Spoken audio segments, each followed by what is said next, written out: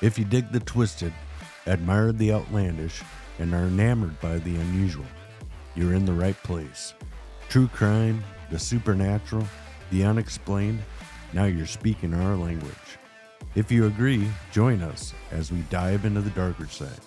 You know, because it's more fun over here. Welcome to Total Conundrum. Warning, some listeners may find the following content disturbing. Listener discretion is advised. Ha ha ha ha. Picture this, a fitness instructor full of energy, devoted to her community.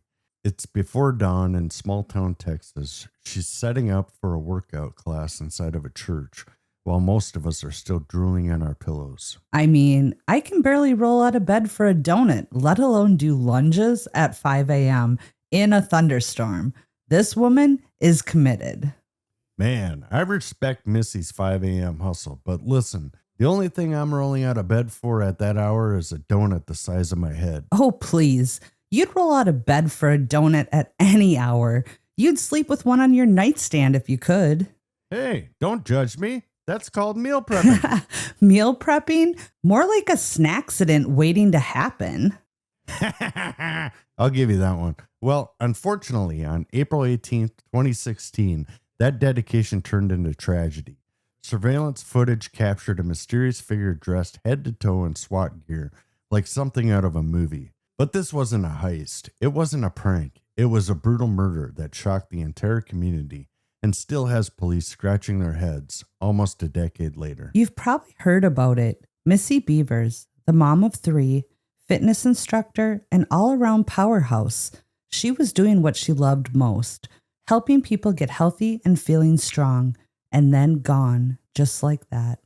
Today, we're diving deep into Missy's life, the morning of the murder, the chilling surveillance footage, and the trail of suspects and theories that have twisted and turned for years without resolution. We'll break down the evidence, explore the possible motives, and share all the details some of you might not have heard before. And trust me, there are a lot of rabbit holes in this one. So buckle up, Conundrum crew. Get your pre-workout drinks ready and just maybe skip that 4 a.m. class. This is the story of Missy Bevers, and it's as puzzling and haunting as it gets. Before we get into all the weirdness and theories, let's talk about Missy herself, because she wasn't just a headline. She was a real person with a big, bright life. Missy was born Terry Leanne Missy Bevers on August 9th, 1970 in Graham, Texas. And honestly, from everything we've read, she was the kind of person who could light up an entire gym full of people at 5 a.m., which, let's be honest, is basically a superpower. A superpower? If she could get you to light up at 5 a.m., she'd qualify for the Avengers. Hey, I can be cheerful at 5 a.m. If we're talking about 5 a.m. in a different time zone, after a full night's sleep and maybe there's a waffle involved. So in other words, never? Yeah, exactly. Missy was known for being full of energy, always smiling, and she had this unstoppable drive. You know, those people who can make you do burpees and somehow you're still smiling. That was Missy. She grew up loving fitness and movement. Later, she turned that passion into a career as a Camp Gladiator instructor. And for anyone who doesn't know, Camp Gladiator is like a boot camp on steroids. Group workouts, ton of high energy group training, all that. You can do it hype. She was married to Brandon Bevers, and together they had 3 daughters, Hannah, who was 15, Allie, who was 13, and Sarah, who was just 9 at the time. Family was huge for her. By all accounts, she was super devoted to her girls and balanced that busy home life with her equally busy career. And she wasn't just leading workouts. She was building a community. Her classes weren't just about burning calories. They were about connection. People described her charismatic, warm, and uplifting. The kind of instructor who remembered your dog's name, your favorite post-workout snack, and probably your biggest life goals. Honestly, she sounds like the friend who texts you at 6 a.m. to say, "Get up, you're stronger than you think," and somehow you don't block them. Oh, I'd block them. No hesitation. You text me before sunrise with motivational quotes, you're getting ghosted faster than my gym membership renewal email. Please. You'd unblock them 5 minutes later if they mentioned bringing you donuts or brownies. Okay, first of all, rude. Second of all, you're absolutely correct. Donuts and brownies are my love language. See, I know you too well. All right, back to the story. Missy's presence in Midlothian, Texas kept growing. She was the person that got people out of bed, literally and figuratively. She made people feel supported, seen, and capable. So when she was murdered, it didn't just shake her family, it rocked the entire community. She was that bright spark for so many. And that's what makes this case so hard. You have this vibrant, driven woman doing everything right.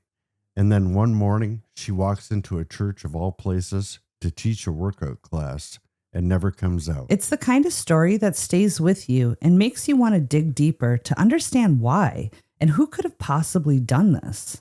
And that's exactly what we're going for today. Because Tracy made me. She's always picking the creepiest, most twisted cases to ruin my sleep schedule. Hey, someone's got to keep you on your toes. I guess. All right, Conundrum crew, buckle up. Let's walk through what happened on this stormy morning in April of 2016. Because the timeline here, it's as eerie as it gets. Yes, it is. So the night before, April 17th into the 18th, there were thunderstorms rolling through Midlothian, Texas, the kind that makes you want to stay under the covers and cancel all your plans. But Missy, she was unstoppable. She even posted on Facebook that night, encouraging her Camp Gladiator crew to still come to the class. Rain or shine, they were going to crush that workout. Talk about dedication. Meanwhile, I'm over here canceling brunch if there's a light drizzle. Oh, same. I can't risk it. I'd totally melt in the rain. I'm just that sweet. Oh, you know what? Fair point. You are pretty sweet. Oh, I'm glad you agree. Well, around 4:16 a.m., Missy arrived at Creekside Church of Christ to set up. This was her usual spot for early morning classes. Familiar, comfortable, a safe place to help people get moving before the sun even thought about coming up. But here's where the story gets chilling. Around 3:50 a.m., almost half an hour before Missy arrived, surveillance footage captured someone entering the church, and this wasn't your average burglar. We'll be back after these messages. Hey, Conundrum crew. Have you ever listened to an episode and thought, wow, I wish I could wear this level of chaos? Well, now you can. That's right. Total Conundrum officially has merch. Hoodies, t-shirts, mugs, stickers, everything you need to rep your favorite mystery-loving, banter-filled podcast in style. And the best part? Our signature cute pink brain is front and center, scratching its head just like the rest of us, trying to figure out life's weirdest mysteries. Honestly, it's the perfect representation of our show. Smart, a little confused, and totally adorable. Just like me! Yeah! Sure, Jeremy. Let's go with that. Anyways, if you want to grab your official Total Conundrum merch, head to bonfire.com/store/total-conundrum and get yourself something spooky, stylish, and absolutely conundrum worthy. Because nothing solves a mystery quite like retail therapy. Available now while supplies last. And back to the show. Nope, this person was head to toe in SWAT-style tactical gear. Helmet, heavy vest, marked police, gloves. It looks straight out of a crime thriller, except this was real. The footage is downright unsettling. The figure moves calmly through the hallways, opening doors, peeking into rooms, smashing random windows, and they're carrying what looks like a hammer or a similar tool.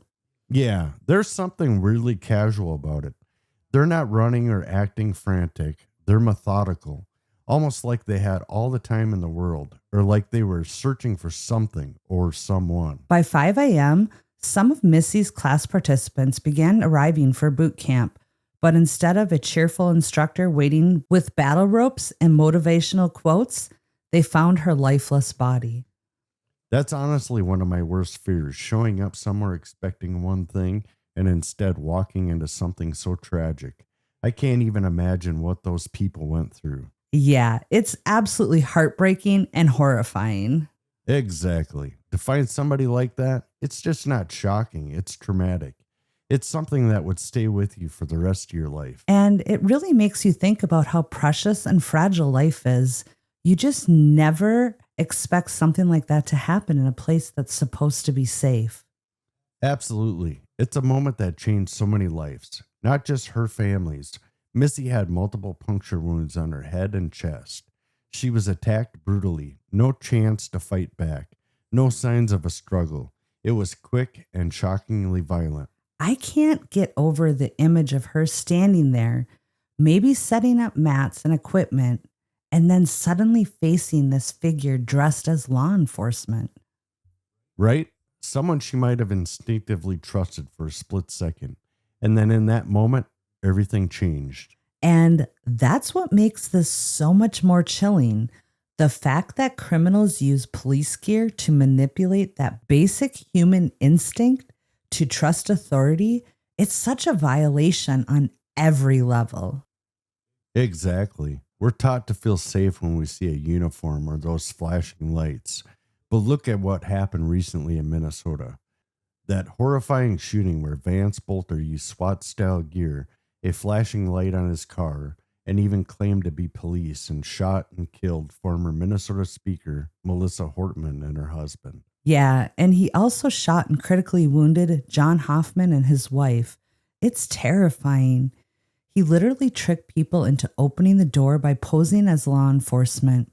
You hear stories like that and you realize just how vulnerable we all are when someone abuses that trust. And Missy likely didn't have time to process or question it. 1 second, you think help or safety is walking in. The next, your life is over. It's gut-wrenching. It really shows how dangerous it is when criminals weaponize that trust. And it makes what happened to Missy even more heartbreaking.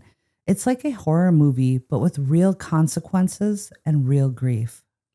So that's the grim timeline of April 18th. The last morning Missy Bevers would ever walk into that church, doing what she loved most. And the morning she tragically lost her life. Next, we're going to break down that surveillance footage even more. Look at all of the small weird details and see how they've driven investigators and armchair detectives absolutely mad. All right, let's dig into what was found at the scene. And fair warning, this part gets pretty graphic. As the cases you pick always do. So when the police arrive at Creekside Church of Christ, one of the first things they notice, there were no signs of forced entry on any exterior doors. Which is weird, right? The building wasn't ransacked from the outside. Whoever this was either had a way in, like a key or knowledge of somehow to access it, or they managed to enter without leaving obvious damage. And inside, nothing was stolen. There was equipment, sound systems, electronics, all untouched. It wasn't like someone broke in for a quick cash or resale gear. Police quickly started to think the whole break-in vibe was staged. You know, the broken interior glass, doors being open, almost like someone wanted it to look random, but it wasn't. Exactly. And then there's the attack itself. Missy had severe blunt force trauma, mainly to her head and chest. Investigators believe the weapon was likely a hammer or something similar, which fit with what the suspect was seen carrying in the surveillance footage. The autopsy later confirmed multiple puncture-type wounds, and these wounds line up with the tool marks suggesting a sharp or pointed object on top of the blunt trauma. It was brutal. Close contact attack. It wasn't quick. It wasn't clean. This was personal and vicious. The type of violence that makes investigators immediately think, this person knew her. This wasn't random. And then add in the bizarre detail that the suspect was in full tactical gear. It's one of those cases where every single detail feels off, like a jigsaw puzzle where all the pieces are from different boxes. Right? And that combo of staging, the weapon choice, and the tactical outfit, It left investigators with more questions than answers. But the big question, who could possibly have planned something this elaborate and why? Coming up next, we'll discuss the surveillance footage in detail, every hallway stroll, every weird movement, and see how it turned into one of the most haunting pieces of evidence in modern true crime. Okay, so let's talk about what's probably the most chilling piece of this entire case, the surveillance footage. Yeah, if you haven't seen it, it's both fascinating and straight up nightmare fuel. You see this figure, fully decked out in the tactical SWAT-style gear, strolling around inside the church like they were on a casual Sunday tour. They're moving slowly, opening doors, checking rooms, and at one point even breaking some glass for no clear reason, just casually smashing things. And the most haunting part? The way they walk. This odd, almost waddling gait. Some experts thought maybe it was a leg or foot injury that the person might have, or a distinct limp. Others suggested it could have been a deliberate disguise, like they were intentionally changing their walk to throw people off. Yeah, the fake gait theory really sticks with me. Like somebody putting on an act so investigators couldn't match it to anyone they knew. Super unsettling. Okay, but can we talk about that walk for a second? I mean, what was that? They looked like a toddler wearing a full diaper. Right? It was like a cross between a zombie shuffling and someone desperately looking for the bathroom at a music festival. Exactly. I mean, you're gonna plan this elaborate crime with the tactical gear and everything. Maybe rehearse your walk first. Just a thought. For real. You'd think with all the prep, they could have at least practiced a power strut. Honestly, if I saw someone moving like that, I wouldn't think dangerous intruder. I'd think, oh no, that poor person needs a chiropractor immediately. Or an exorcism. Either way, that gait is unforgettable. And not in a good way. And it wasn't just the way they moved, it was how they moved. Calm, no rush, no panic.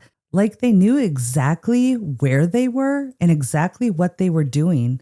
Police even mentioned that it looked like the person was familiar with the building's layout. Which, to me, suggests planning. This wasn't somebody wandering around lost. This was methodical. They had a purpose, and that's terrifying. On top of that, there was footage from a nearby business that showed a 2010 to 2012 Nissan Altima driving slowly around the church parking lot around 2 a.m., a couple of hours before the murder. That car has never been linked to anyone. No driver identity, no clear connection. It's like a ghost car that just melted away into the night. And when it comes to hard forensic evidence, nothing, nada. No fingerprints, no DNA, no blood drops left behind that could lead to a suspect. Whoever did this either knew exactly how to avoid leaving traces, or they just got extremely lucky. But with that kind of gear and preparation, I lean towards they knew exactly what they were doing. Same. Between the odd gait, the SWAT getup, and the lack of DNA, and that mystery Ultima, this whole thing feels like something out of a heist movie. But instead of a vault, they targeted a completely unsuspecting fitness instructor. So by this point, investigators had a violent crime scene, a chilling video of a fully armored suspect, and zero physical evidence to pin it on anyone. And the longer it went unsolved, the more theories started to swirl. But before we start talking about the suspects and the wild motives, let's do what we do best. Break this evidence down, piece by piece, because the devil's in the details, and we're definitely detail devils.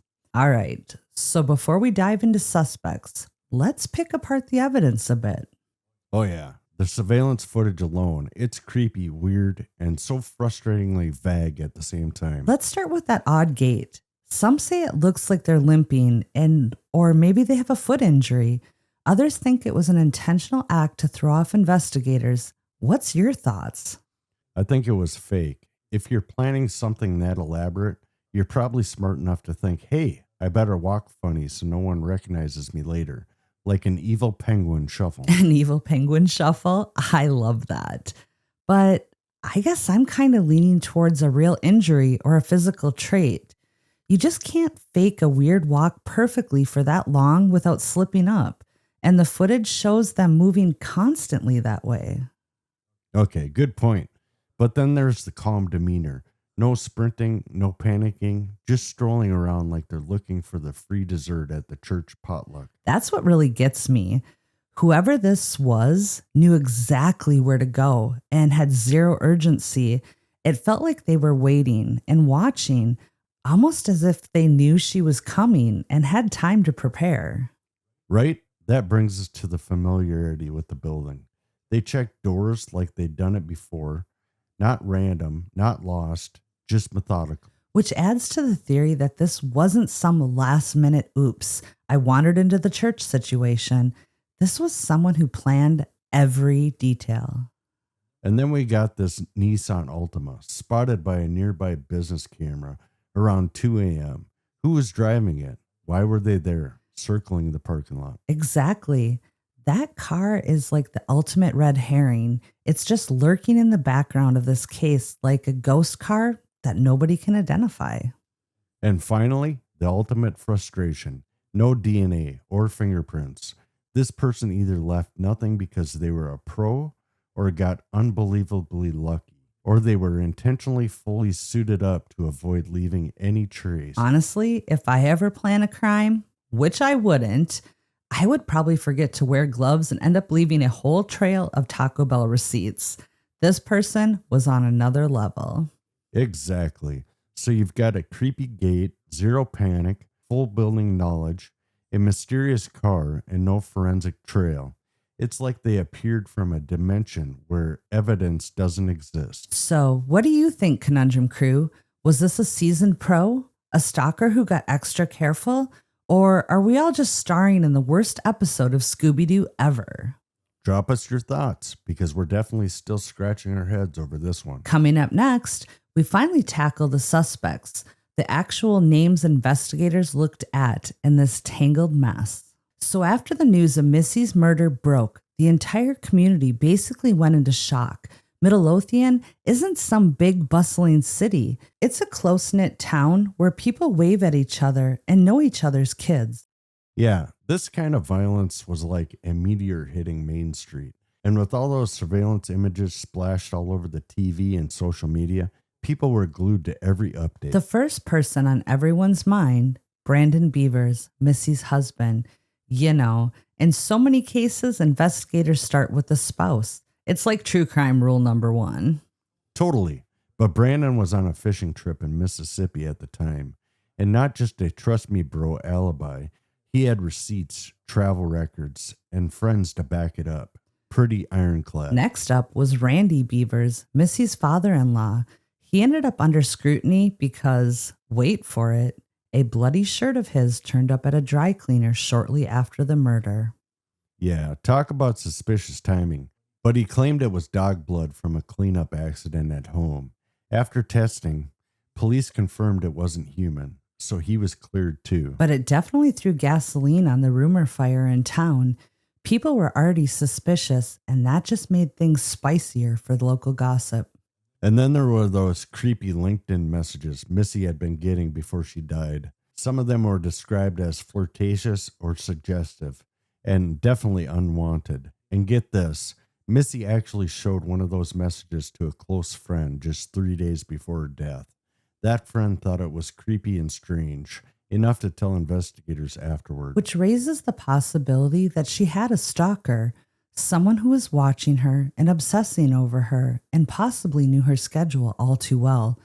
The sender of those messages was never publicly identified, but investigators did track down a person of interest who had been chatting with her online for months. Yeah, and those chats apparently got pretty flirty, which just adds another big weird layer to this already tangled case. However, no evidence connected him to the actual murder, and he was not arrested. Investigators dug deep. They interviewed friends, family, fitness clients, other instructors, basically anyone who might have had beef with Missy or any other weird interactions with her. But despite all that effort, they didn't find that smoking gun. No confessions, no physical evidence to tie anyone to the crime scene, just a growing list of questions and a community full of fear. Imagine trying to go back to church services there after that, or even attend another early morning boot camp. It shook people to their core. And with no solid suspects, everyone in town started forming their own theories. You know, that classic neighbor you thought was weird suddenly seemed really weird kind of thing. Exactly. And honestly, even to this day, some folks are still side-eyeing people in their own neighborhoods. So, investigators had to pivot to bigger theories. Was this someone with a personal vendetta? Was it jealousy? A professional hit? A tragic case of obsession turned deadly? Or just a case of being in the wrong place at the wrong time? Which brings us to the next big piece of the twisted puzzle. The motives and theories that have haunted this case for years. Don't go anywhere, Conundrum Crew, because things are about to get even murkier. All right, so by now, investigators were pretty much working with a blank canvas when it came to suspects. That's when they started zeroing in on possible motives because, let's be honest, someone went to a lot of trouble to do this. There had to be a reason. First up, the idea of marital strain. Reports came out that Missy and Brandon's marriage wasn't exactly storybook perfect at the time. Some close to them mentioned tensions at home and even some financial stress. There were also whispers about possible affairs. Brandon himself confirmed there was an affair that came to light in 2014, which the couple had worked through. However, no evidence linked that affair to Missy's murder. It's like the classic true crime math. Marital problems plus stress and an extramarital affair equals suspicion. But even with all of that, there was never a direct connection to Missy's murder, and Brandon's alibi stayed rock solid. Exactly. Then there's the jealousy and personal grudge theory. Missy was big in the local fitness scene. And if you've ever been in the world of personal training, you know it can get surprisingly cutthroat. Oh yeah. Between rival instructors, business competition, and plain old personal drama, some folks thought maybe someone in her circle got jealous or felt threatened by her growing popularity. Or maybe it was something more personal, like a falling out with somebody she knew, or a friendship gone sour that turned dangerous. Then we get to one of the most unsettling possibilities, the stalker theory. Some believe she was being watched, followed, and that this was a carefully planned targeted attack, not a burglary gone wrong, but a mission. It would explain why nothing was taken and why the attacker seemed so comfortable inside the building, like they knew she'd be alone, knew her schedule, and knew exactly how to ambush her. And finally, the big one, professional hit or impersonation. The tactical SWAT gear wasn't your average Amazon Halloween costume. It looked legit. Too legit to quit. Right? Some think it was someone with access to real gear, like military, law enforcement, or someone in security. The idea is they might have used the uniform to lower her guard or to confuse any potential witnesses. The impersonation angle is especially creepy. The suspect could have been trying to appear as an authority figure, making it even harder for Missy to suspect danger in the split second before the attack. Plus, that kind of gear takes money and planning to get, not exactly an impulse buy on a Saturday night.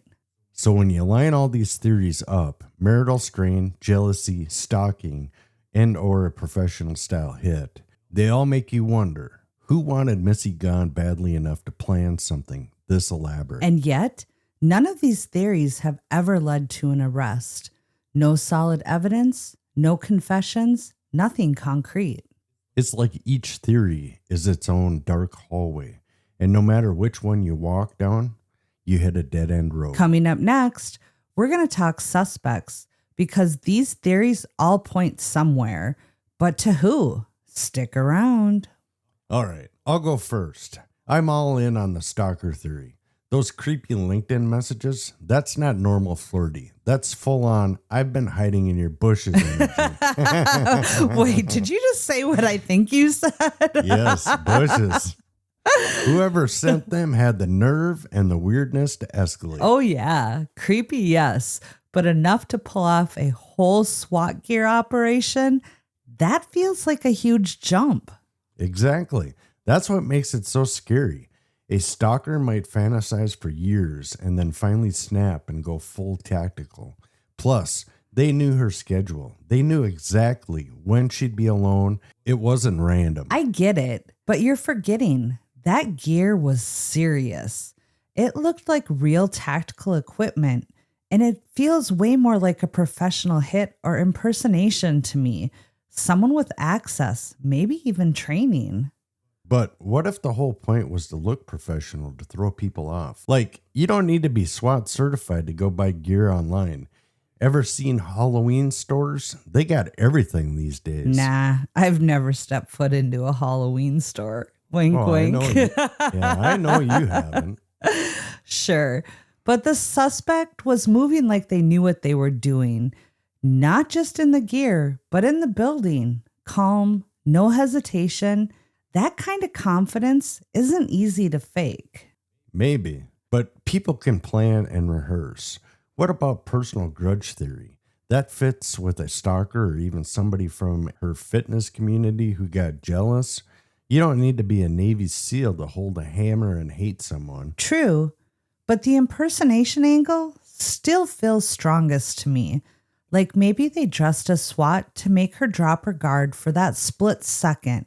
Think about it. You see someone in police gear at 4 a.m., maybe you feel safer at first. Until you realize they're holding a hammer and they aren't there to check the building codes. Exactly. So where does this case stand today? Believe it or not, nearly a decade later, Missy Bevers' murder is still officially open and active as of 2025. Yeah, Midlothian police have never closed the file. They say they're still following up on every single lead, no matter how small, which, honestly, has got to be exhausting and frustrating. The community has worked hard to keep Missy's story alive. There has been community walks, candlelight vigils, and even billboards reminding people about the case, urging anyone with info to come forward. And let's not forget that big carrot still dangling out there. The $150,000 reward for any information that leads to an arrest and conviction. You'd think that would shake something loose by now. But even with that reward, and the fact that this case has gone global thanks to true crime podcasts, news specials, YouTube deep dives, there hasn't been that one big breakthrough. Tips still come in from time to time. Every so often, a new theory pops up. A new person of interest gets mentioned online, but so far, nothing has panned out. And the police keep stressing they haven't given up. They believe someone out there knows something. Maybe they're scared. Maybe they think it's too small to matter. But that piece of information could finally bring justice for Missy. It's one of those haunting cases where it feels like the answer is just out of reach.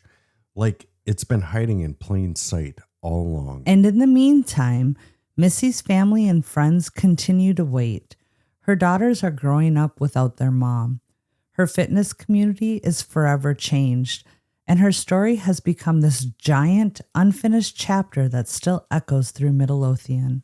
Coming up next, we'll wrap up with some final reflections, the impact Missy had on her community, and of course, our own take on this deeply twisted mystery. Stay with us, Conundrum crew. We're not done yet.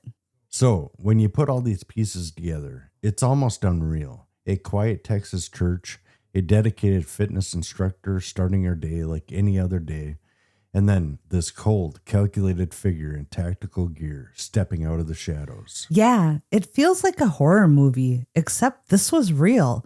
And the scariest part? Almost a decade later, we're all still asking the same question.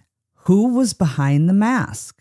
Missy Bevers wasn't just a headline. She was a mom, a wife, a friend, and a fierce motivator. Her love for fitness wasn't just about workouts. It was about lifting people up, helping them feel strong inside and out. She built a community. Her students saw her as more than an instructor. She was that person who believed in you even when you didn't believe in yourself. That's the legacy she left behind. And now her family, her friends, her daughters, they're all left without answers. A huge, painful void that no amount of theories or online speculation can fill. We want to know what you think, Conundrum Crew.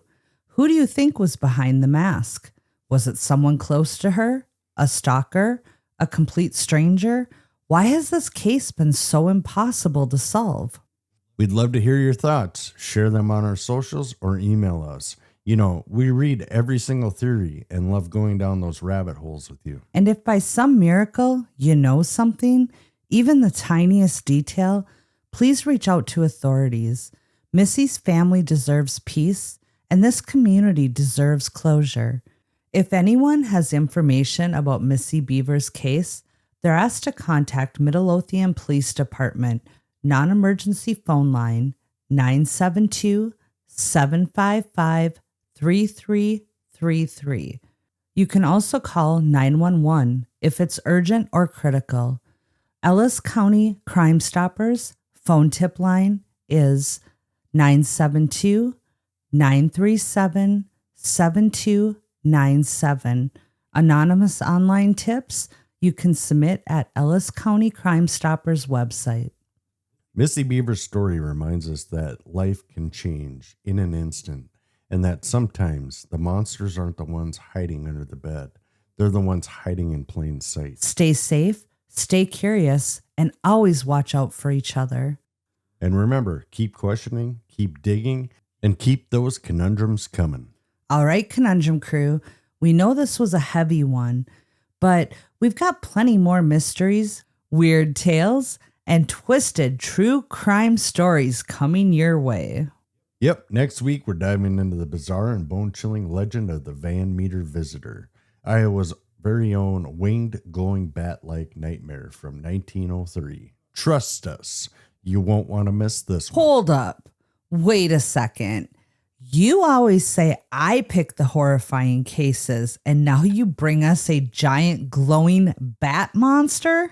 Hey, first of all, it's technically a visitor, which sounds way more polite than monster. Like, oh, hey, just popping by to borrow some sugar. Oh, yeah, super polite. A giant bat creature with a glowing forehead horn and a stench that could knock out an entire barn. I bet it even says please before it scares the pants off an entire town. Exactly. Midwest manners. It probably brought a hot dish to share before it started smashing windows and dive bombing rooftops. You know what? You're right. Maybe it was just misunderstood. It showed up to the wrong potluck and realized there was no Jell-O salad, and it panicked. I mean, honestly, I'd be pretty upset too. If I showed up somewhere and there was no Jell-O salad or donuts, I'm out of here. Oh my God, you and your donuts. I do love donuts. You do. Do you think the Van Meter Visitor would like donuts? I think so. Maybe. Maybe that's all it needed. Someone to toss it a maple long john. They always make me really happy. Honestly, that might have solved everything. Don't mind me, folks. Just here for the pastries. Crisis averted. Whole legend avoided. So, you admit it. You're just as capable of picking horrifying cases as I am. You cannot blame me anymore. Okay. But in my defense, I'm picking fun horrifying. You pick make Jeremy sleep with the lights on for a month horrifying. Like, I pick weird bat monster. You pick stories where I start double checking our locks, closets, checking the alarm system at 3 a.m. Oh, please. Hey, true crime is important. It's about telling people stories, giving victims a voice, and maybe even helping someone out there find answers. You always act like I'm dragging you into the darkness by your hoodie. Because you are. I come in ready to talk about ghosts, cats, or cryptid raccoons, and you're like, let's discuss the guy who lived in a crawl space for 12 years. No, thank you. Hey, someone has to keep our listeners awake at night, and not with just glowing bat creatures who want a snack. Look, if a bat creature shows up at my window, I'll toss it a donut and hope for the best. If it's one of those true crime villains, I'm moving states. So you're saying you'd rather face a 7-foot winged monster than a well-researched criminal mastermind? 100%. Monsters are straightforward. Your true crime picks are like, he seemed so normal until he wasn't. That's scarier than any cryptid. Fair enough. See, I win. But in the meantime, we want to hear from you. Drop your theories about Missy's case in our socials, DM us, or contact us on totalconundrum.com. We absolutely love reading your takes. The wilder, the better. And don't forget to like, follow, rate, and review us on your favorite podcast platform. It might not solve any murders, but it definitely helps us keep the mics on and the mysteries coming. And we would like to give a huge shout out to everyone keeping Missy's memory alive, her family, her friends, and all the folks in Midlothian who refuse to let her story fade away. We'll keep watching the shadows and questioning everything, so you don't have to lose any sleep alone. Stay safe out there, Conundrum crew, and keep on creeping on. We love you. Bye! Thanks for hanging out with us here at Total Conundrum. Please make sure to check out our website and blog at totalconundrum.com for news, upcoming events, merch, bloopers, and additional hysteria. You never know what will pop up, so be sure to follow along. If you want to show your support for Total Conundrum and gain access to all of our bonus content, please visit our Patreon page. You can also follow us on Facebook, Instagram, and Twitter. The links are available in our show notes. If you have any questions, comments, recommendations, or stories to share, please email us at contact@totalconundrum.com. Episodes are available on Apple Podcasts, Spotify, or wherever you listen to your favorite podcasts. If you like the show, please rate, review, and subscribe on Apple Podcasts. We appreciate the love. Keep on creeping on, mother cluckers.